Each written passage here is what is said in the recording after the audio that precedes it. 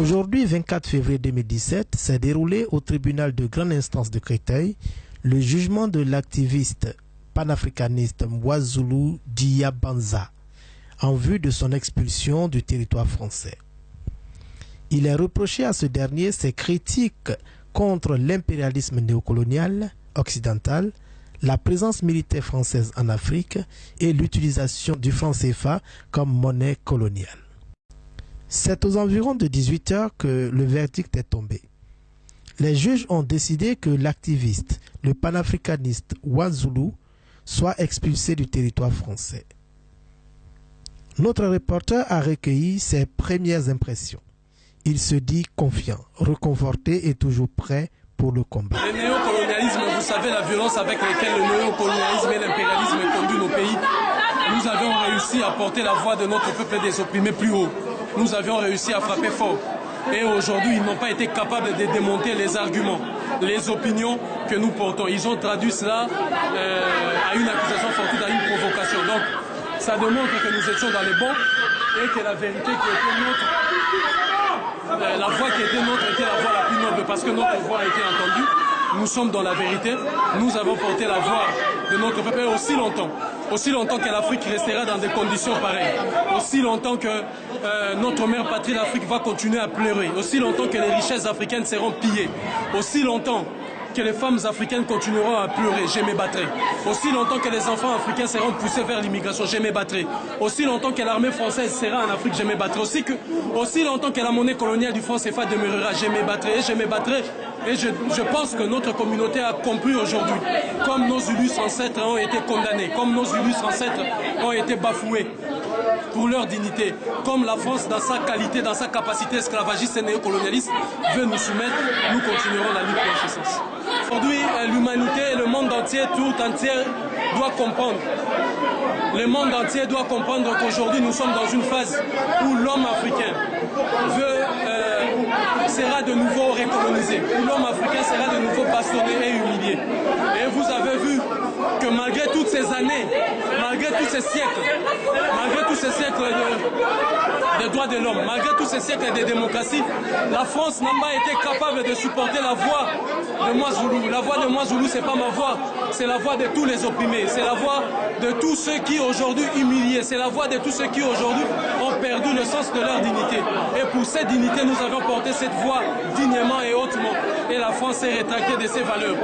Pour M. Mwazulu, la République française s'est rétractée de ses fonctions, de ses valeurs, en prononçant le verdict de son expulsion et que c'est avec dignité qu'il quittera la terre française s'il le fallait.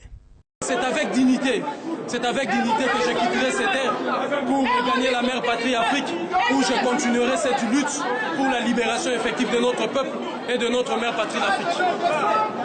Et je pense qu'aujourd'hui, tous les peuples de la terre doivent comprendre et voir que le pays des droits de l'homme, le pays des libertés, a failli à sa mission, a failli à ses responsabilités, a failli à tout ce que, je dirais, ses propres bases. Le reporter Audrey Nguessan a tendu le micro de Ivoire 114 l'Afrique Nouvelle à Mme Gertrude Malakumba, professeure de biotechnologie à l'Université de Créteil et militante activiste pour l'Afrique. Pour cette dernière, Mwazulu a fait une prestation délicieuse devant les juges et elle se dit ainsi reconfortée dans son propre combat. C'est tout simplement délicieux. La défense faite par Mwazulu tout seul, elle était délicieuse. D'une mais totale, d'une perfection incroyable. Au début, nous avons essayé d'acquiescer. Évidemment, j'ai été même remise à l'ordre par les différents membres du jury parce que c'était tellement beau. C'était tellement beau. Et je me suis posé la question de savoir, mais comment il peut se défendre tout seul? Aucun avocat à ses côtés. C'était tout simplement délicieux. Alors justement, le combat que nous avons mené, et si vous me voyez tout le temps dans le métro, nous avons trouvé une autre méthode pour pouvoir conscientiser ce monde. Je dis toujours, je n'ai rien contre le peuple français. Justement, parce que le peuple français qui vote n'importe quel gouverneur français n'est pas au courant des fondamentaux C'est pour cette raison que mon combat désormais, c'est dans les transports.